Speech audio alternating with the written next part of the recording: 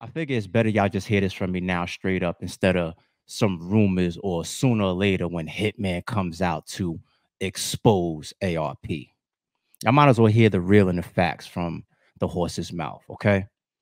Because y'all see what's going on. And I've been quiet. I haven't done any videos about it. I haven't done any blogs, any lives about it. Only if y'all knew behind the scenes how ugly and how disgusting and how disrespectful it gets behind the scenes. Okay? Because you got somebody like Hitman. I'm pretty sure he's going to try to out ARP in spaces sometime before the weekend is over. And don't be surprised if you get Murder Mook going back to 15 Minutes of Fame and doing an interview to out ARP. Cool. Cool. Let me speak my piece about all of this, all right? Because there's just so much that y'all don't know. Yeah. All parties involved at some point try to get the battle to happen on Chrome 23. After that, it was Bags and Bodies. What hasn't been revealed yet is that after that, I'd say over like the last 3 days, you know who was willing to come out of retirement? You know who was willing to put the cape on and say, fuck it, the culture needs it. I'm looking around. This shout out to my homie Kaz. We was just texting yesterday. He was asking me the question like, yo, this shit is a wrap. Like, how do we save it? And I'm keeping things under wraps, texting him like, I'm retired, so I can't help. So I figure, throw the cape on, because for me, it takes a snap of a finger to make Murder Mook versus Hitman Holla happen. No bullshit. It takes a snap of the fucking fingers. So I said, let's do it. One more for RBE.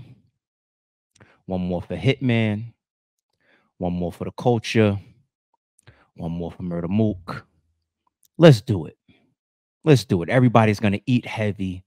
The internet's going to go crazy. The bloggers, the media, everybody's going to eat, because we're going to turn this shit up crazy. And I know the type of card that I'm going to put underneath this. It's going to be some Max Out 3 type shit as the undercard. As the undercard to this. But the crazy thing that y'all don't see behind the scenes is how much of an ego Hitman really has. Mook has his own stuff going on. And I'm not even going to speak on Mook because I got my own things with Mook. But I called myself being friends with Hitman Holla. I thought that was my peoples. I thought that was my folks. You know what I'm saying? I figured that that's somebody outside of battle rap, all that we've done together, all the building that we've done over the years on some man-to-man shit. I figured that, you want to know what? That's a guy outside of battle rap I'd look out for, and vice versa. And vice versa. Only to find out that one of the people that I look out for the most in this battle rap game just stabbed me in the back. Just stabbed me in the back. Murder Mook, am I lying? Am I lying?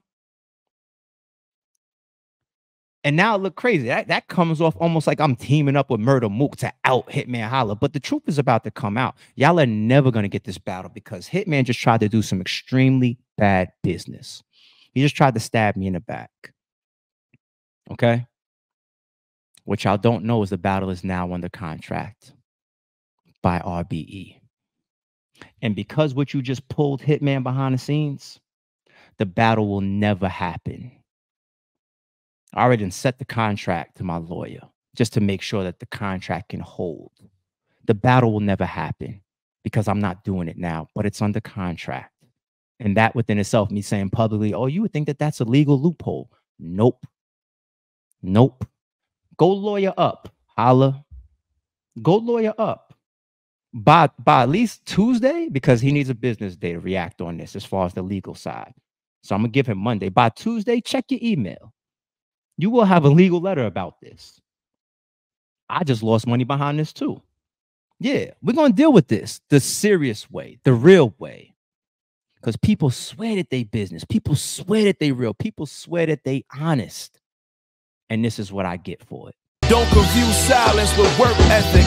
I'm a boss making decisions, my first fetish. The verse cherished is perfect, that's a reverse blemish. I drop it, connected to block, learn Tetris. This is the Sorry Street Podcast. Welcome to the house of and shout out to the members.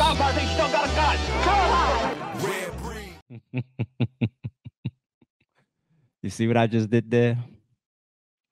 About 5%, 10% of what I just said was true. The rest of it was just bullshit.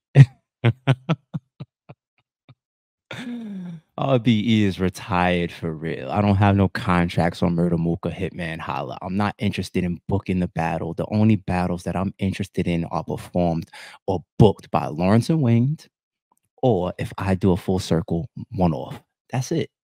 I've been saying it for how long? Y'all think I'm not standing on that? If I was willing to come out of retirement, y'all would have seen Hitman versus Lux. I'm retired for real. You know what I'm saying? So everything I just said fits in a category. And that takes me to my first topic.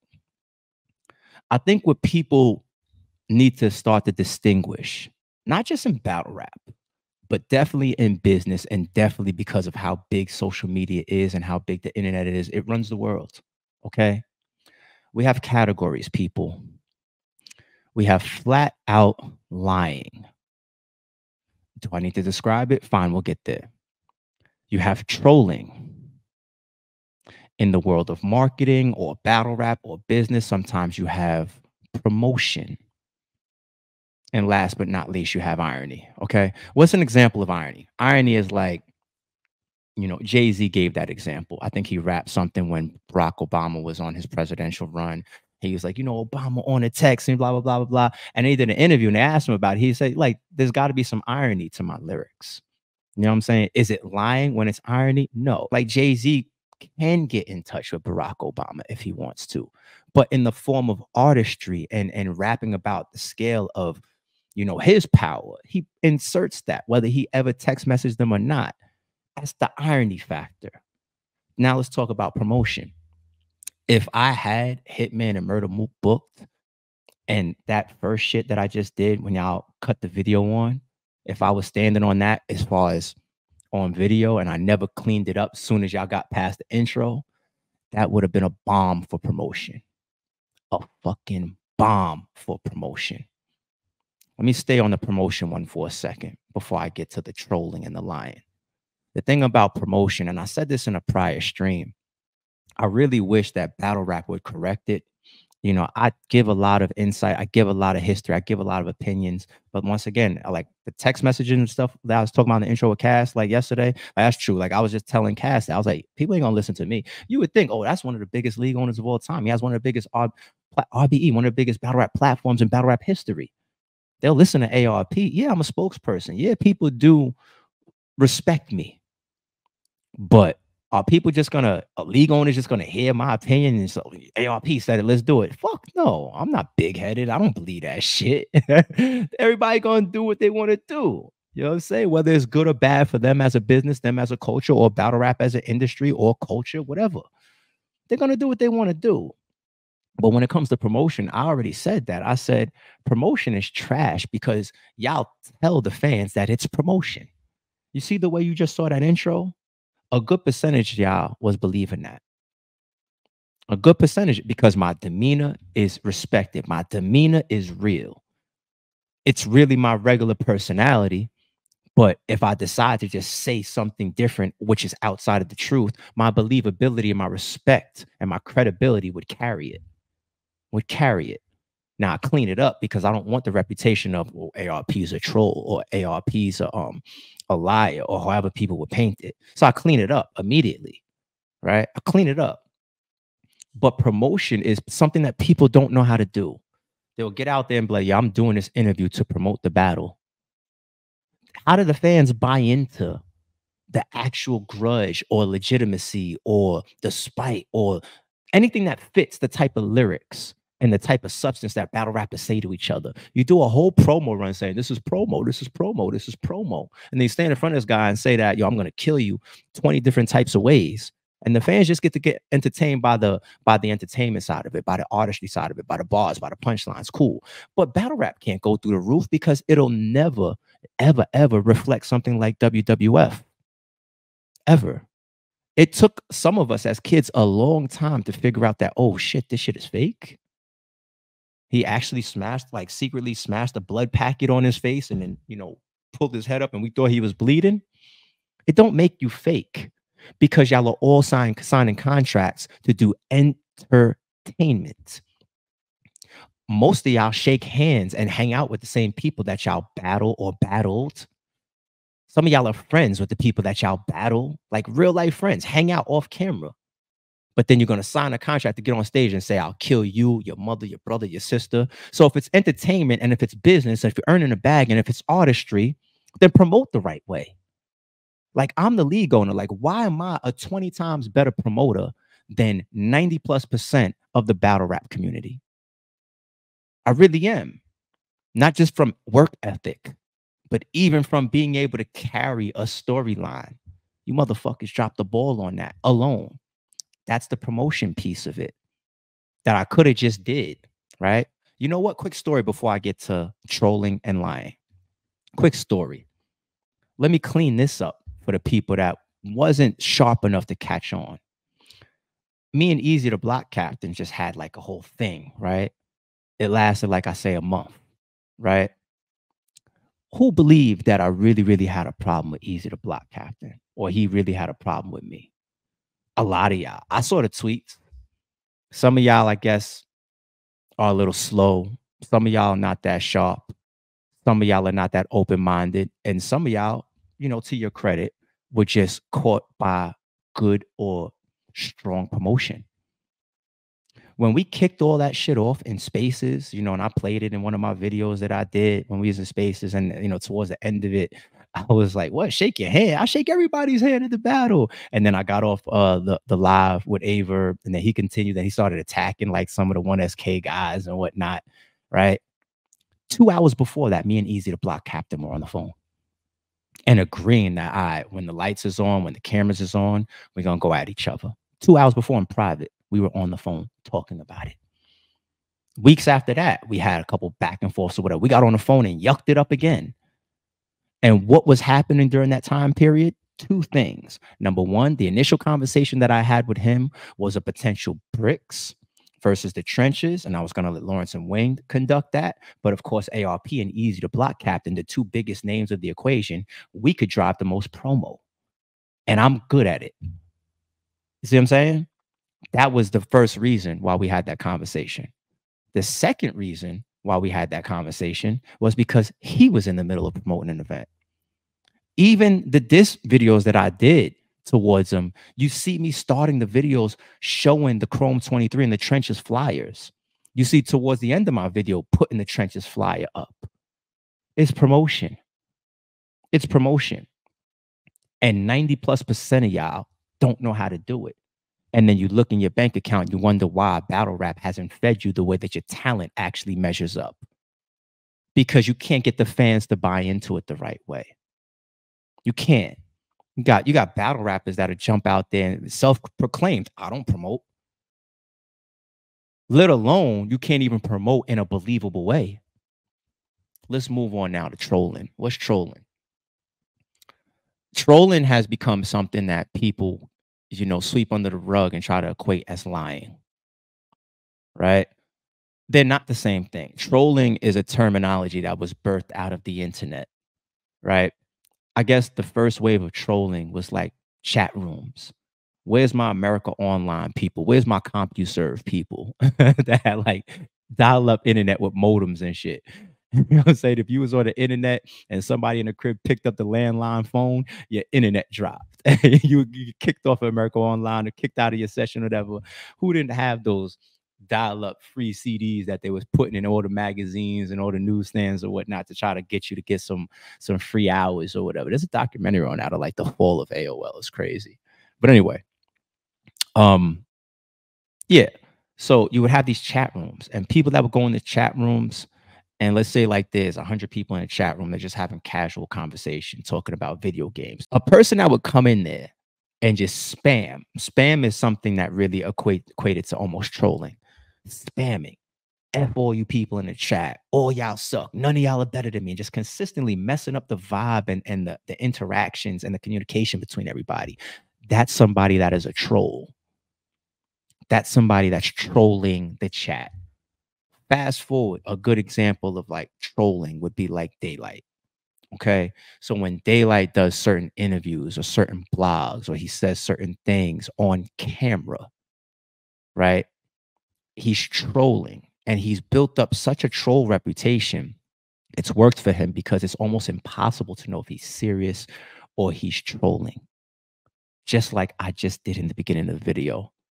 That's the way you have to come. When people aren't sure, are you serious or are you promoting or trolling? That's when you got the people stuck like, oh shit, right? And he became a master at that. And because he would say outlandish things but stand on them, that's trolling. And he's doing it in front of cameras. Now the last one, lying. What's lying? Lying is, I want to assume, very, very obvious. You learned it from your parents, hopefully growing up, about telling lies, right? But the problem is sometimes people, they try to put trolling and lying together. You want to know how I distinguished that in a blog long time ago? It's actually still on the channel. I said, if you troll in the midst of serious situations, you're not trolling, you're lying. I also said, if you troll in private, you're not trolling, you're lying. If I got on this camera like I did in the beginning of the video and I said what I said, and then I stood on it after this, I might be promoting, I might be trolling. One of those categories, I might be just doing some irony if there was some truth to that, right? Right? But if I said that to somebody in private, that's not trolling. That's not irony.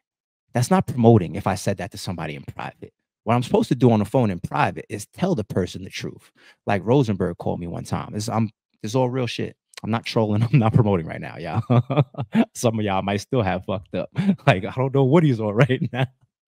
But real shit. Rosenberg called me one day about Easy. He didn't know. I told him behind the scenes, I was like, nah. Even when it started in Spaces, me and Easy was on the phone 2 hours before that. He was like, oh shit, y'all had me. I was like, I know. I'm good at that. I'm good at promoting. You know what I'm saying? I know some of y'all. I caught y'all, right?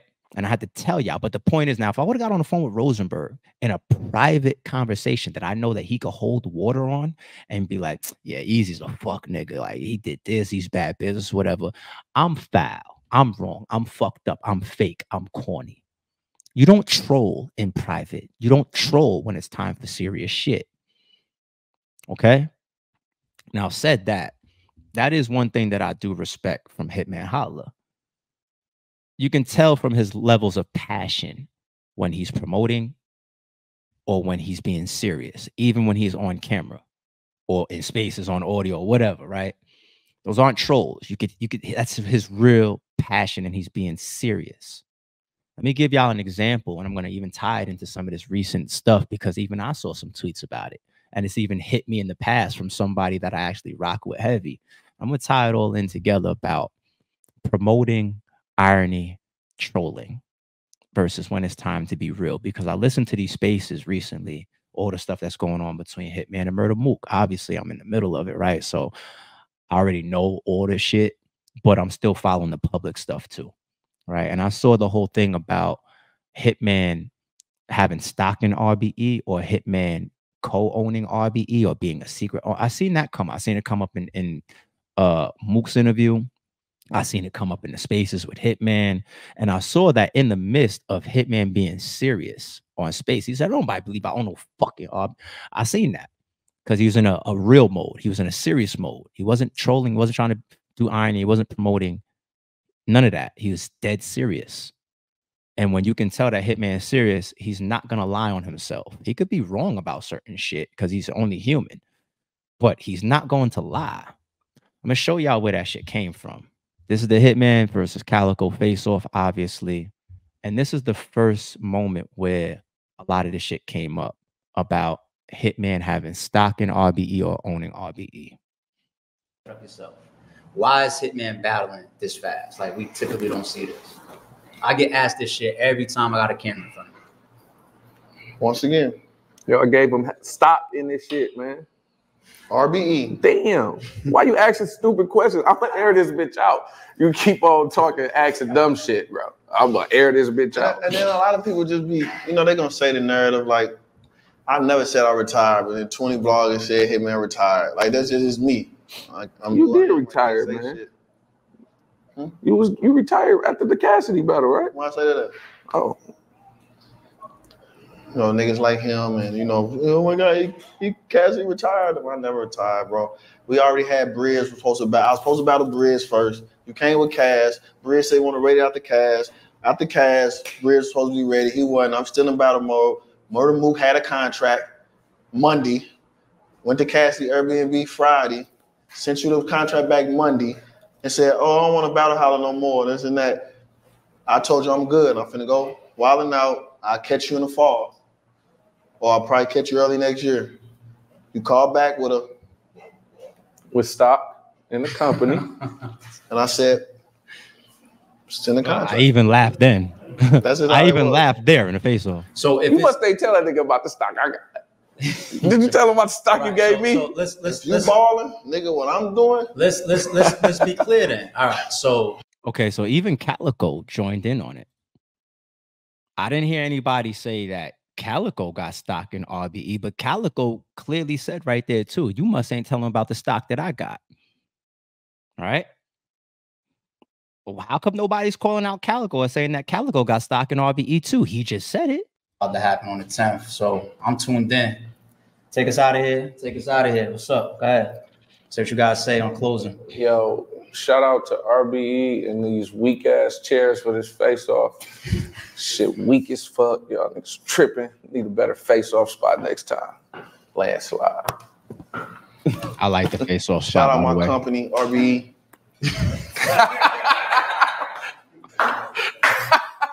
July 10th. And it killed him. So what Hitman just did was a callback.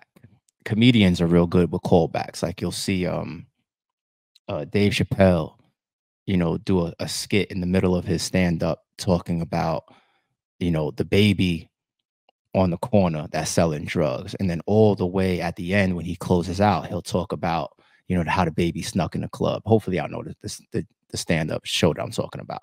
These are callbacks, which is why everybody in the room at that moment laughed, right?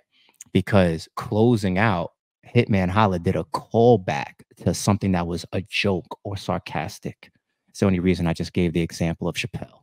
So that's where it started. Fast forward, there was even a time where, you know, the homie Show Off hit me up. He was just like, yo, how do I get stock in RBE? And I was just like, damn, like, just like how Rosenberg called me about Easy. I'm like, another person that's caught and doesn't realize that it was irony or joke or promotion. You know what I'm saying? I told Show Off, I said, first of all, RBE isn't traded publicly, you know, on the stock market. So nobody's gonna have no stock in it. I said, number two, you're already talking to the only owner of Rare Breed Entertainment. I said, Hitman don't have no fucking ownership or stock in RBE. You know what I'm saying? Nobody does except for me. You know what I'm saying? So, you know, obviously now the irony that Hitman just flat out lying. No, he's using irony. That's why I broke down these different categories earlier. He's using irony. The irony, AKA stock of it, is because of the pay-per-view deal. And I've never spoken on pay-per-view deals or business customization per artist, you know, prior. But since it's all out right now, I am the person that really customized and really developed a way to make that work for the platform, aka league, as well as the battle rapper, and then put people in position to get what they deserve while the league is not shorted. That's me. I'm the one that did that. I introduced it to Murder Mook. I introduced it to Hitman Holla. I've introduced it to others who I will not name. These people never knew about it, didn't understand it, didn't do it, had to get explained to, had to get it debated and argued and negotiated from me. It's my shit. Okay? It's my shit. And I take pride in it because I feel like certain people have made the most that they've ever made within a soul battle. I don't care about no deals where you might have 4-battle, 5-battle deal, whatever. All these talk about you walk into one battle with no ties. You can do whatever you want after whatever the case may be. You're not tied in or locked in an RBE. But for that one battle, there's a lot of people that have come through RBE and made the most that they've ever made in a single rap battle because of the way that I formulate and customize my business and my deals and my contracts. There's also been people that didn't see the vision. I had these type of conversations with Calico before. I had them with Math Hoffa before. I had them maybe with Arsenal before. Maybe, I forget. You know what I'm saying? There's people that will see the vision, people that will trust me, people that don't trust me, people that are still want to make sure that I like my situation of just not going too far out the box. I want to stay in the standard. You know, give me my deposit, give me my back end. I'm going that away. It's just another reason why there's these ceilings on battle rap, because people are not willing to say, you know what, let's try this blood, sweat, and tears thing. Yo, let's try this new style of contract. Let's try this new way of doing trailers. Let me be vocal as a league owner. Let me not tuck my tail and hide in the shadows. Let me try all these different things. And these are the things that sometimes can make or break your company. And last time I checked, Rare Breed Entertainment is one of the biggest platforms to ever come through the battle rap timeline because of the things that I was willing to try, do, and still apply common sense, logic, business, and intelligence to it. I'm not the guy that's going to walk into the casino and say, here's my whole savings account, bet it on black, bet it on red. No, I'm the guy that's going to say, guy, give me just a small piece of that. Let me, hedge out the odds on a table. Or this is a table that has two zeros and a regular zero, a single zero. So that changes my odds with this and blah, blah, blah. And how many rolls before this? Let me look at what's the trend of this particular roller and shooter. Boom, boom, boom. Calculated. I don't do anything stupid or blind. I do it calculated. And it's made a lot of people a lot of money. It has, right? Even pay-per-view deals with pay-per-view companies. Over the years, I've tailored some of those type of deals that people can also possibly work with. I brought a lot behind the scenes. I did a lot for artists behind the scenes. I did a lot for other companies behind the scenes, directly and indirectly. But that's where all of this shit is coming from. That's where some of this irony and some of this promotion is coming from. But when it's time to be serious, it's time to be serious. Okay? And I'll get into this last piece before I get out of here. I think one of the problems that Hitman has within the culture, I'm not saying with anybody specifically, but within the culture, is Hitman Holla is a guy that wasn't there during the inception. He wasn't one of the first, but he passed everybody. That's just the truth. That's just the reality. That's just the numbers.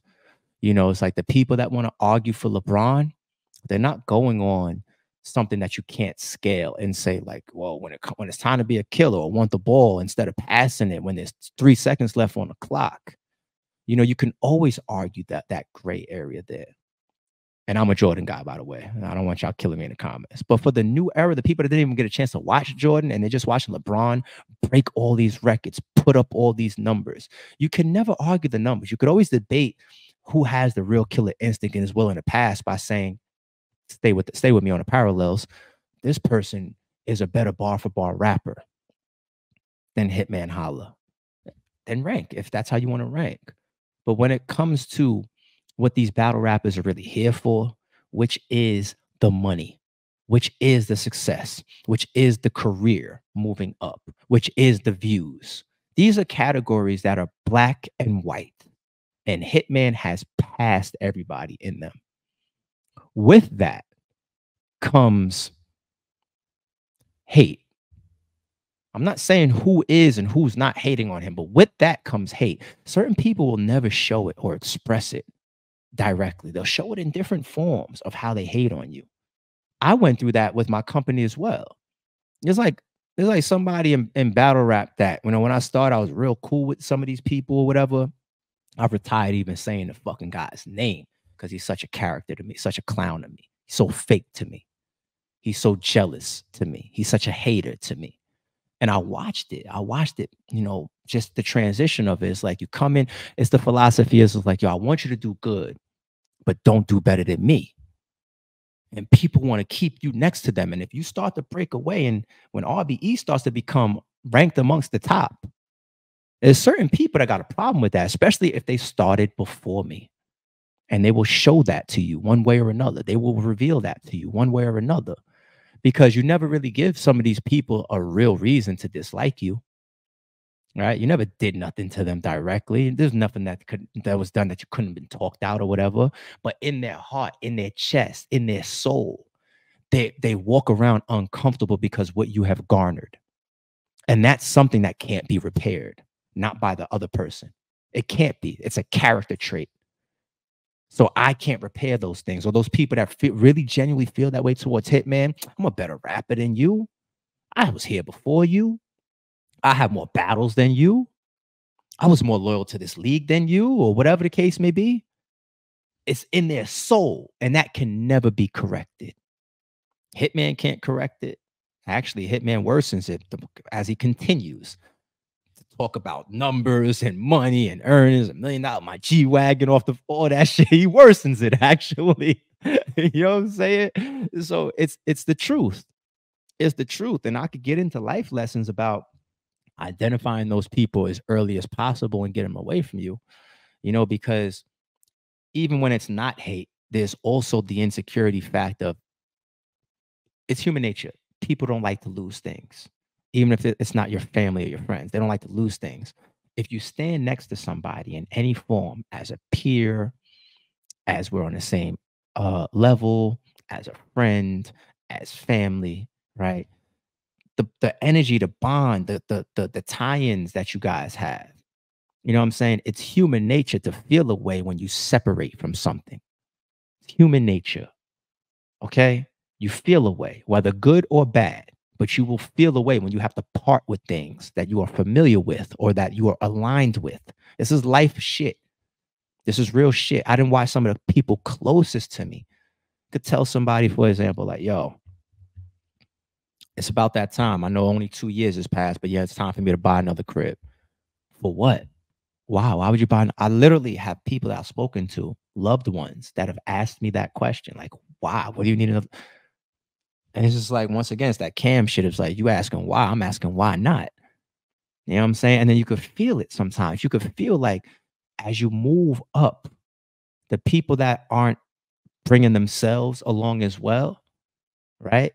Or when they're not meeting you in certain areas of life and they feel like, man, once upon a time, we were peers, we were aligned, we had the same, we did the same, right? And I'm even starting to vicariously live through you. I ask you certain questions. You do certain things that I want to do. You go certain places that I want to go. You're around certain people that I want to be around. You have a certain level of notoriety that I don't have. You know what I'm saying? And people see you moving in these directions. It doesn't mean that you're purposely saying, yo, I'm away from you. It's just your life is continuing to become what you built, what you've earned, what your drive is taking you towards. And these people don't have those same attributes. And they feel the way because they watch the separation. They feel the separation. And they're never going to tell you word for word, I was never able to really handle the fact that you were developing a better platform than mine. They're never going to be able to tell you that. They're never going to be able to tell you that I was really feeling a way because you landed on Wild 'N Out. And I feel like I got the call first. They're never going to be able to say that. It's in their soul. It's in their soul. And I identify that. And I try to be very, very steering clear of that. And over the years, my circle has stayed true to the people that I've grown up with. And I don't expand too much. If I get to the point where I can call you a friend, I've been around you or I've interacted with you for years. Doesn't mean that I can't be wrong about you or still get stabbed in the back. Your mother or your father that brought you into this world could stab you in the back, right? But I literally will take years before throwing out that friend title. Years before I make myself more and more vulnerable to somebody and start sharing in certain things. Talk about private things, let you see private things, let you be a part of private things. I'm so private, man. Like, go to my Instagram, right? You see a lot of pictures with me out and about with the fellas.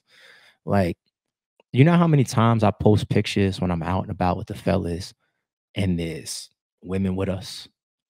You don't see me ever posting that. You don't see me posting because this be some of the fellas' wives and whatnot. And I just don't share certain things that to me I keep private. You might see pictures of me. Maybe I got a young lady with me, but off camera, it's just me there, right? You think I'm by myself, or you think that it's just the fellas every time I go out? 9 times out of 10, there's a group of women with us. That's more so how I like to party. You know what I'm saying? You would call it bringing sand to the beach, but I did that where you go to the club and then you just, you know, you're getting liking mode and you just scour the crowd and just picking your girls or you'll come to the set. I did that for years and years and years and years. Now I be taking women with me where I want to go. You know what I'm saying? You want to go to a vacation, you want to go to a club, you want to go well, take women with you. You know what I'm saying? So perception, you know, is one thing, but the reality of how you allow people into your space is a totally another thing. I was trying to show how humble it was because it was part of my actual personality, brick by brick, which means that this man is earning it. Doesn't mean that you're not ruffling all these feathers in the process. It's just part of it. It's a weak attribute and personality trait for these people to have, but best believe that they have it.